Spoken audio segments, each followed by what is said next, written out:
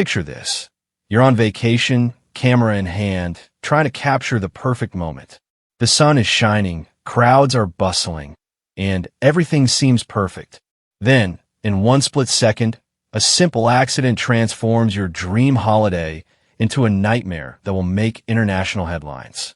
What happens when a tourist's innocent mistake triggers a chain of events so wild, so unexpected, that it leaves an entire city in chaos? This is the story of how one moment of clumsiness at a famous landmark turned into the most talked about incident of the year, involving police chases, social media hysteria, and a revelation that nobody saw coming. Sometimes the most ordinary people find themselves in the most extraordinary situations. This is one of those times. Marcus Thompson had been planning this trip to Rome for 3 years. As a 34-year-old accountant from Ohio, he rarely took vacations, but his wife Sarah had finally convinced him they needed a break. The couple had saved every penny, researching the best hotels, the must-see attractions, and even learning basic Italian phrases from mobile app. On that sunny Tuesday morning in June, Marcus felt like the luckiest man alive. He and Sarah had just finished breakfast at a small cafe near the Spanish Steps, and now they were heading to their most anticipated destination, the Colosseum. Marcus carried his brand new camera, a Canon EOS that he had bought specifically for this trip. He had watched countless YouTube videos on photography techniques and was determined to capture professional quality shots of one of the world's most famous landmarks. The morning crowd was lighter than expected, which thrilled Marcus. Fewer people meant better photo opportunities. As they approached the ancient amphitheater, Sarah noticed how excited her usually reserved husband had become. He was practically bouncing with enthusiasm, already framing shots in his mind. The security checkpoint was standard procedure. Tourists lined up, bags were checked, and guards in their official uniforms maintained order with practiced efficiency. One guard in particular caught Marcus's attention, not because of any suspicious behavior, but because the man seemed to embody everything Marcus imagined about Italian dignity and professionalism. The guard stood perfectly straight, his uniform impeccably pressed, watching the crowd with alert but friendly eyes. This guard, Alessandro Rossi, had been working at the Colosseum for 8 years. At 45, he took pride in his job and was known among his colleagues for his patience with tourists and his ability to spot trouble before it started. Alessandro had seen everything during his tenure: marriage proposals, emotional breakdowns, petty theft attempts, and countless photography mishaps. He considered himself unflappable. Marcus and Sarah passed through security without incident. The interior of the Colosseum was even more breathtaking than the photographs had suggested. The ancient stones seemed to whisper stories of gladiators and emperors, and Marcus felt a profound connection to history. He began taking pictures immediately, starting with wide shots to capture the enormous scale of the structure. As the morning progressed, more tourists arrived. The relatively quiet atmosphere began to shift into the typical buzzing energy of a major tourist destination. Marcus found himself becoming more competitive about getting the perfect shot, especially when he noticed other photographers with expensive equipment claiming the best vantage points. Sarah suggested they take a break and grab some water, but Marcus was in his element. He had discovered what he believed was the perfect spot, a slightly elevated area where the morning light hit the ancient walls just right. The only problem was the steady stream of people walking through his shot. He needed to time his photography perfectly to capture the image without any human subjects cluttering the frame. Alessandro was making his routine patrol when he noticed the American tourist with a large camera. The man seemed harmless enough, though he was displaying the typical single-minded focus that sometimes led to minor accidents. Alessandro made a mental note to keep an eye on the situation, but he wasn't particularly concerned. Marcus was completely absorbed in his photography when he spotted what he was certain would be his masterpiece shot. The light was hitting the Colosseum's interior at the perfect angle, creating dramatic shadows and highlighting the texture of the ancient stone. He raised his camera, adjusted his settings, and began backing up to get the ideal wide-angle composition. Sarah was browsing a nearby information display about gladiatorial combat when she heard the commotion. She turned just in time to see her husband stumbling backward, his camera flying through the air, and Alessandro Rossi falling to the ground in what seemed like slow motion. Marcus had been so focused on his viewfinder that he completely failed to notice Alessandro walking behind him. When Marcus took that crucial step backward to perfect a shot, he collided directly with the guard. The impact wasn't severe, but Alessandro had been off balance, reaching for his radio to respond to a routine call from his supervisor. The collision sent Alessandro tumbling toward a low barrier that separated tourists from a restricted archaeological area. As he fell, his hand instinctively reached out to break his fall, but instead of finding solid ground, his palm landed on something that would change everything. A small, concealed button built into what appeared to be decorative stonework. The button was part of a security system that had been installed 5 years earlier, but was rarely discussed publicly.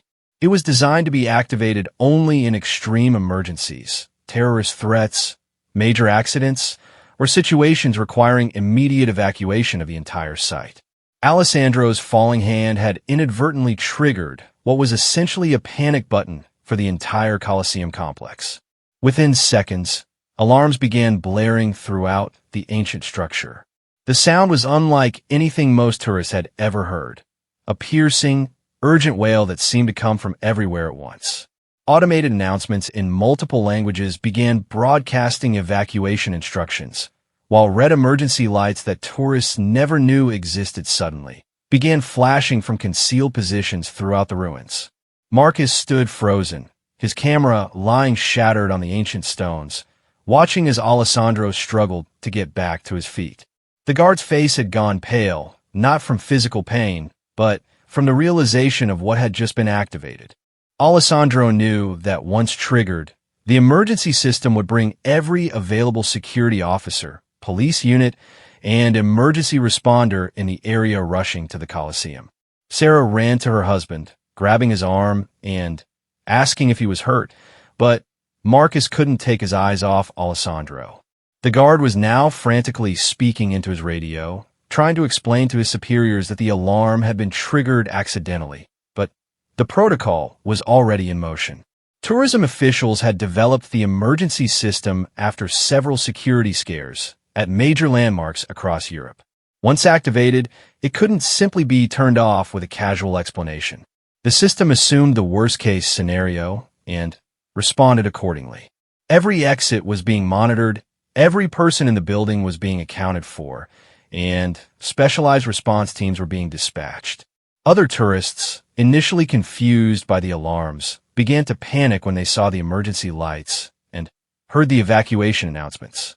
The orderly morning crowd transformed into a mass of worried people, all trying to understand what was happening and where they should go. Parents grabbed children, elderly visitors looked around in confusion, and tour guides tried unsuccessfully to maintain control of their groups. Marcus finally found his voice and tried to approach Alessandro to apologize and explain that it had been an accident, but the guard waved him away while continuing his urgent radio conversation. Alessandro was trying to prevent a full-scale emergency response, but he was discovering that stopping the system once activated was nearly impossible. From outside the Colosseum, the first police sirens could be heard approaching. Sarah grabbed Marcus more forcefully this time, insisting they needed to leave immediately. She could see that her husband was in shock, still not fully comprehending how his simple photography session had triggered such chaos. As they joined the stream of tourists being directed toward the exits, Marcus kept looking back at Alessandro. The guard was now surrounded by several of his colleagues, all gesticulating and speaking rapidly in Italian. Even without understanding the language, Marcus could tell that the situation was serious and that his accidental collision had started something much bigger than anyone had anticipated. The evacuation process, which had been designed for efficiency, was creating its own problems. With hundreds of tourists suddenly trying to leave through controlled exit points, bottlenecks formed quickly. The crowds became denser, Voices grew louder, and the atmosphere of confusion intensified. Marcus and Sarah finally reached the exit, but instead of feeling relief, Marcus felt an overwhelming sense of dread. Behind them, the Colosseum was still blaring its emergency alarms, and ahead of them, the streets were filling with police cars, ambulances, and what appeared to be specialized security vehicles. Whatever he had accidentally triggered was clearly being taken very seriously by the authorities. As they stood on the street outside, catching their breath and trying to process what had just happened, neither Marcus nor Sarah could have imagined that their simple tourist mistake was about to become an international incident. The emergency response was just beginning, and their quiet Roman holiday was about to turn into something neither of them would ever forget. The sound of more sirens filled the air as additional emergency vehicles approached, and Marcus realized with growing horror that he might be responsible for one of the most elaborate false alarms in the Colosseum's modern history. What had started as an attempt to capture the perfect photograph was rapidly becoming a situation that would require explanations he wasn't sure he could provide. The street outside the Colosseum had transformed into what looked like a scene from an action movie. Police cars with flashing lights surrounded the ancient monument, their sirens creating a symphony of urgency that could be heard blocks away. Marcus and Sarah stood among dozens of other confused tourists, all wondering what exactly they had just experienced. Marcus kept checking his phone, desperate to understand what was happening, but the Wi-Fi signal was weak and news sites were loading slowly. Sarah suggested they move further away from the chaos, but Marcus felt frozen in place, watching the emergency response unfold with a mixture of fascination and terror. What neither of them realized was that other tourists had been much quicker to react to the situation. Within minutes of the alarm starting, videos were already being uploaded to social media platforms. The hashtag Colosseum Emergency began trending on Twitter before Marcus and Sarah had even exited the building. Jennifer Wu, a travel blogger from Singapore, had been live streaming her Colosseum visit when the alarms began. Her immediate reaction was to keep filming, capturing the confusion and panic of the other tourists. Her live stream, which normally attracted maybe 50 viewers, suddenly had thousands of people watching in real time as she documented what appeared to be a major emergency at one of the world's most famous landmarks. "I don't know what's happening," Jennifer said into her phone's camera as she hurried toward an exit. "The alarms just started blaring, there are emergency lights everywhere, and everyone's being evacuated. This is insane. I've never seen anything like this." Her viewers were frantically commenting, sharing the stream, and spreading the word across multiple platforms. Within 15 minutes, major news outlets were picking up the story, though none of them knew what had actually caused the emergency. The speculation ranged from terrorist threats to structural collapse to chemical leaks. Meanwhile, Alessandro Rossi was having the worst day of his career. Despite his repeated attempts to explain to his supervisors that the alarm had been triggered accidentally, the emergency protocols were designed to assume the worst. His supervisor, Captain Maria Benedetti, had arrived on scene and was coordinating with police and emergency services who were treating the situation as potentially serious until proven otherwise. "Alessandro, I understand what you're telling me," Captain Benedetti said, her voice strained with stress.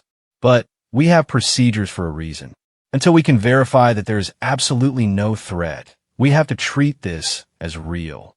Alessandro tried to explain about the American tourist and the accidental collision, but his explanation sounded increasingly implausible even to himself. How could a simple bump trigger such an elaborate response? He realized that very few people even knew about the concealed emergency button, and those who did know about it couldn't believe it had been activated accidentally. The situation was complicated further by the fact that the emergency system was relatively new and had never been triggered before, even during drills. The security staff were following protocols they had only practiced in theory, and some procedures were proving more complicated than anticipated. Outside, Marcus finally managed to connect to the internet and was horrified by what he found. Social media was exploding with speculation about what had happened at the Colosseum. The videos being shared showed crowds of panicked tourists, emergency lights, and the sounds of alarms, but they didn't show the simple accident that had started it all. News headlines were becoming increasingly dramatic. Emergency evacuation at Colosseum.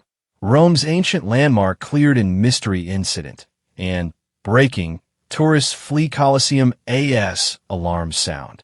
Sarah grabbed Marcus's arm when she saw his face go pale while reading his phone. Marcus, what is it? What's happening? Sarah, I think this is all because of me. Marcus said, his voice barely above a whisper.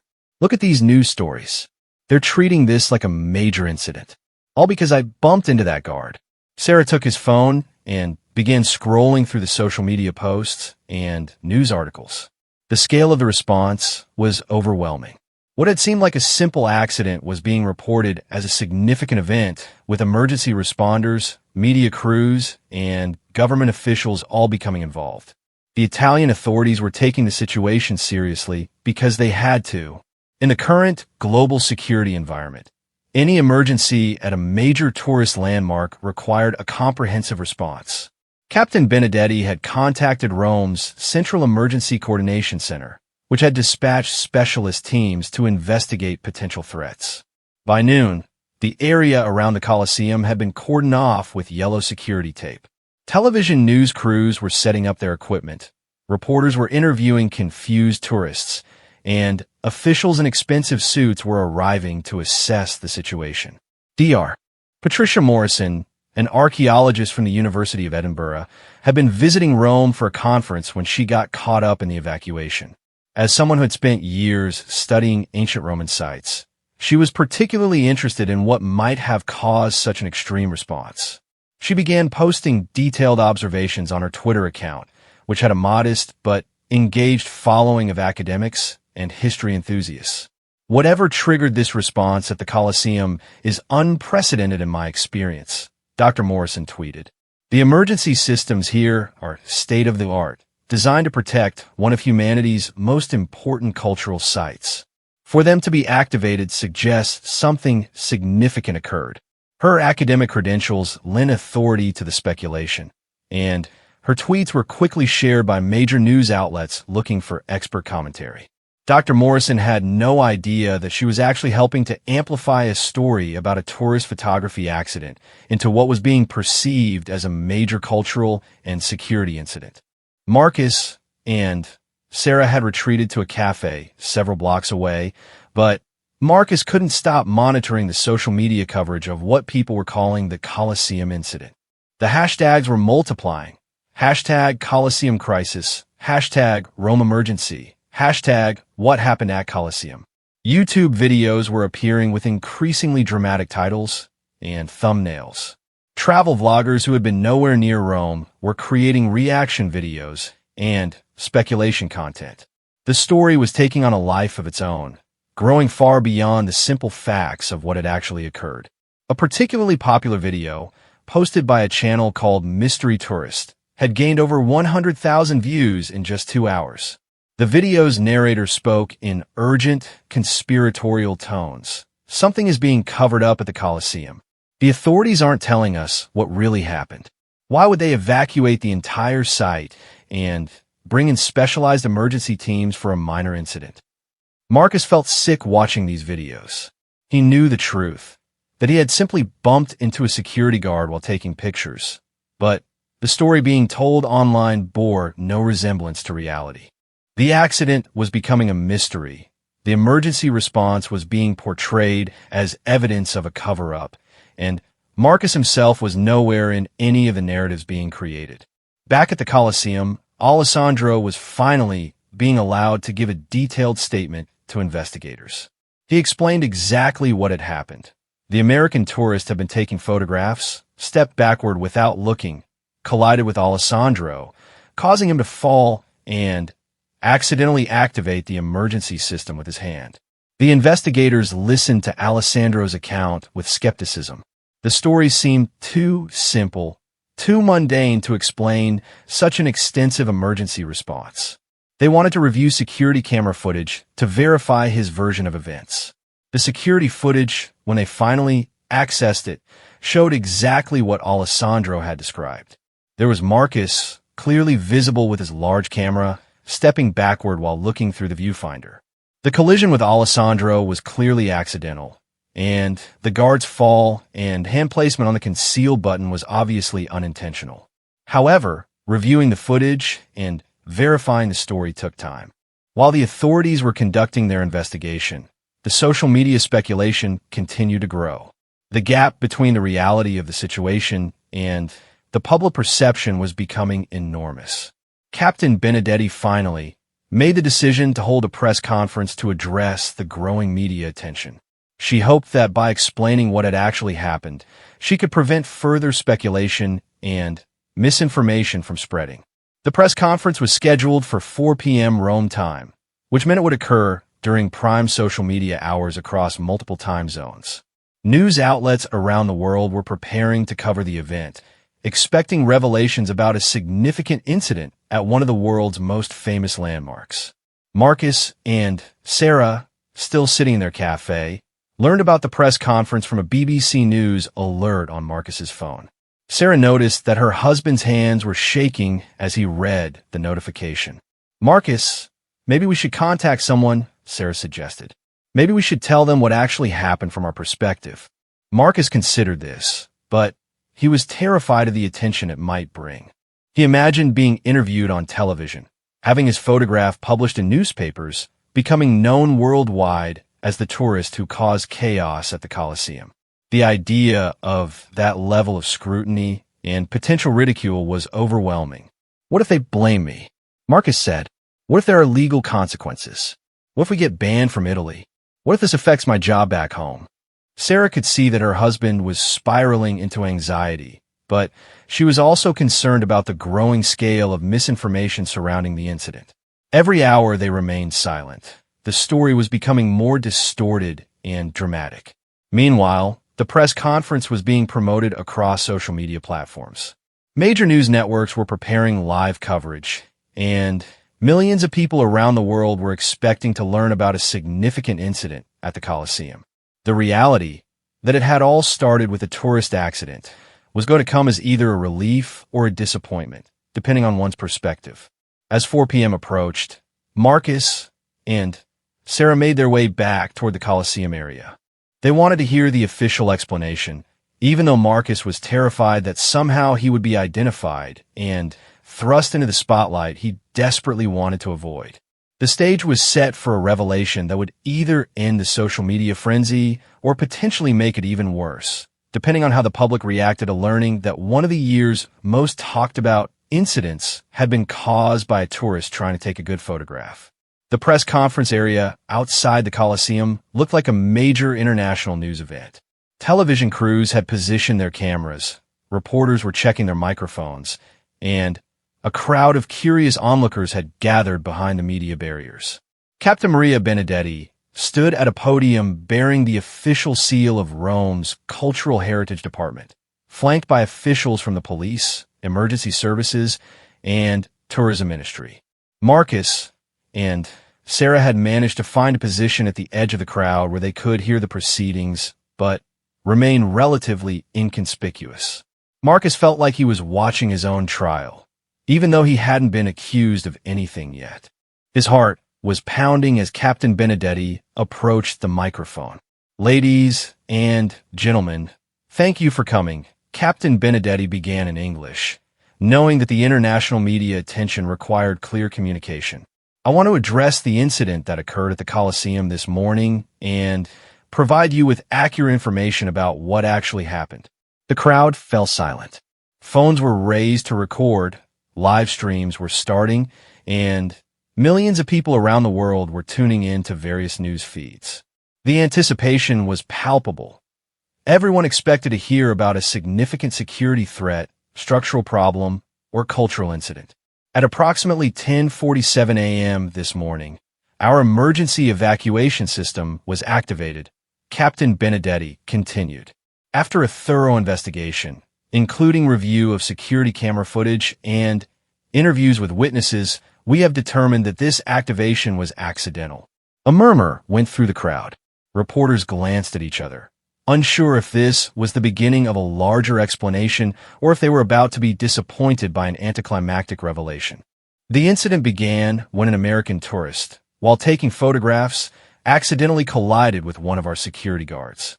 The guard, Alessandro Rossi, fell during this collision and inadvertently activated an emergency alert system that is built into the structure for use during genuine emergencies.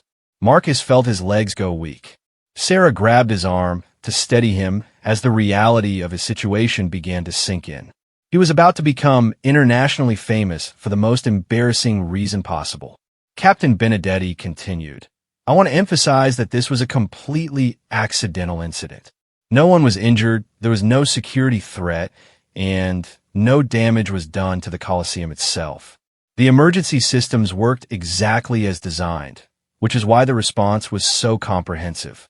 However, the trigger was purely accidental." The questions from reporters began immediately.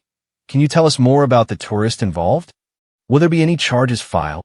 How much did this false alarm cost the city? Why wasn't this resolved more quickly? Captain Benedetti handled the questions professionally, but Marcus could see that each answer was making his situation more public and more embarrassing. The captain explained that they were not seeking any charges against the tourist, that the cost of the emergency response was simply part of their security preparedness, and that the investigation had taken time because they needed to be thorough. However, what Captain Benedetti said next changed everything. I also want to address some of the speculation and misinformation that has been spreading on social media today. This incident has been portrayed as everything from a terrorist threat to a structural collapse to a cover-up of some kind. None of these theories are true. Sometimes the most extraordinary situations have the most ordinary explanations. One reporter pressed for more details. "Captain, can you show us the security footage? Can we see exactly what happened?" Captain Benedetti paused, considering the request. In the interest of transparency and to combat misinformation, yes, we can share edited footage that shows the incident while protecting the privacy of the individuals involved. Marcus felt panic rising in his chest. Even with his face obscured, he would be recognizable to anyone who knew him. His distinctive camera, his clothing, his mannerisms. Sarah would certainly recognize him in any footage, and probably others would too. The footage was displayed on a large screen that had been set up for the press conference. It showed exactly what Alessandro had described: a tourist with a large camera, backing up to get a better shot, colliding with a security guard, and the guard falling and accidentally hitting the emergency activation button. The crowd watched in silence, and then something unexpected happened. Someone in the crowd began to laugh. It started as a small chuckle, but as people processed what they were seeing, that this massive international incident had been caused by a tourist photography mishap, the laughter began to spread. The reporters, initially disappointed by the mundane explanation, began to realize they had a different kind of story. This wasn't about terrorism or structural collapse. This was about the modern world's tendency to amplify ordinary incidents into extraordinary dramas through social media and 24-hour news cycles. Dr. Patricia Morrison, the archaeologist who had been tweeting about the incident, was in the crowd and was one of the first to grasp the broader implications. She immediately began posting about what she was witnessing. Watching the press conference about #Colosseum incident. It was literally just a tourist accident. We spent an entire day treating a photography mishap like an international crisis. This is a perfect example of how social media can transform mundane reality into dramatic fiction. Her tweets were immediately picked up and reshared, but now the narrative was changing.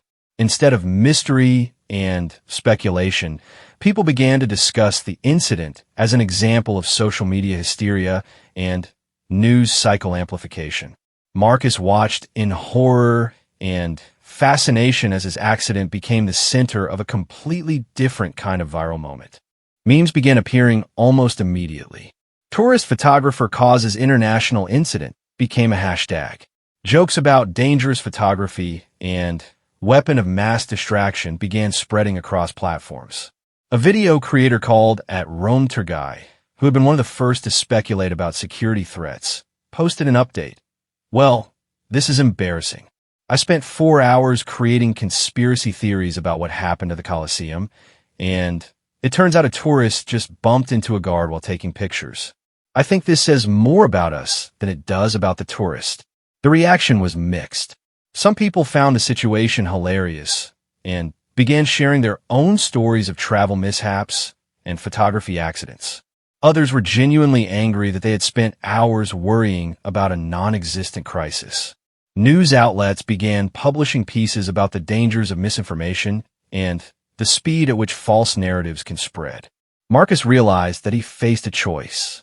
He could remain anonymous and let the story continue to be told without his perspective, or he could step forward and own his role in the incident. The decision was complicated by the fact that the story was no longer really about his accident. It had become about something much larger. Sarah made the decision for him. As they walked away from the press conference, she stopped and turned to face him. "Marcus, you need to tell your side of this story," she said firmly. "Right now, you're just the tourist in everyone's minds. You're not a real person to them. If you don't speak up, other people are going to define who you are and what happened." Marcus considered her words. He had spent the entire day terrified of becoming famous for embarrassing reasons. But Sarah was right. He was already famous, just anonymously. At least if he told his own story, he could control the narrative to some degree. That evening, Marcus composed a simple post on his rarely used Twitter account. "Hi everyone, I'm the tourist from the Colosseum incident today. I just want to say I'm sorry for causing such chaos. I was trying to get a good photo and wasn't watching where I was going. Alessandro, the guard I bumped into, was incredibly professional and kind even though I accidentally triggered this whole mess. Sometimes travel doesn't go as planned." He attached a photo, not one from the Colosseum, but a selfie of him and Sarah from earlier in their trip, both smiling and looking like the ordinary tourists they were. The response was immediate and overwhelming, but not in the way Marcus had expected. Instead of mockery or anger, the majority of responses were supportive and understanding. Thousands of people shared their own travel mishaps, photography accidents, and embarrassing vacation stories. The narrative shifted again, this time toward empathy and shared human experience. Travel bloggers and photography enthusiasts began creating content about tourist etiquette and situational awareness while traveling. The incident became a teaching moment rather than just entertainment. Alessandro Rossi, the guard, even appeared on an Italian morning show to discuss the importance of understanding and patience in dealing with international visitors. Marcus found himself invited to appear on several news programs and podcasts, but he declined most of them. However, he did agree to one interview with a travel podcast called When Things Go Wrong, where he spoke candidly about the experience and what he had learned from it. "I think the scariest part wasn't the accident itself," Marcus said during the podcast interview. "It was watching how quickly a simple mistake became this huge story online. People were creating theories and narratives that had nothing to do with reality. It made me realize how careful we all need to be about what we share and believe on social media." The podcast episode became one of the show's most popular, and Marcus's thoughtful reflections on the experience earned him respect rather than ridicule. He became an unexpected advocate for mindful social media consumption and responsible tourism. 6 months later, Marcus and Sarah returned to Rome. This time, Marcus was recognized by several guards at the Colosseum, including Alessandro, who greeted him warmly and posed for a photo. The emergency button that had caused all the trouble had been relocated to a less accessible position, partly as a result of Marcus's accident. Marcus's photograph from that return visit, a simple, well-composed shot of the Colosseum's interior, was featured in a photography magazine article about learning from mistakes. He had finally gotten his perfect Colosseum photo, though not in the way he had originally planned. The tourist hits the guard incident became a case study used in social media literacy courses and journalism schools.